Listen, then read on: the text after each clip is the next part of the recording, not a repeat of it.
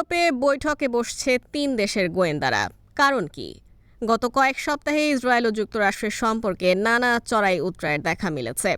ইসরায়েলকে অস্ত্র দিতে না চাওয়া এবং ফিলিস্তিনের স্বাধীনতাকামী সংগঠন হামাসের অবস্থান তেল আবিবের কাছে খোলাসা করতে ওয়াশিংটনের অস্বীকৃতি দুই দেশের মধ্যে মনোমালিন্য প্রকাশে আসে।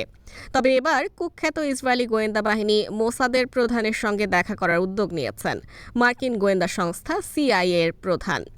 ইউরোপের একটি দেশে হবে এই বৈঠক। হঠাৎ এই বৈঠক কেন, তা নিয়ে চলছে জল্পনা কল্পনা।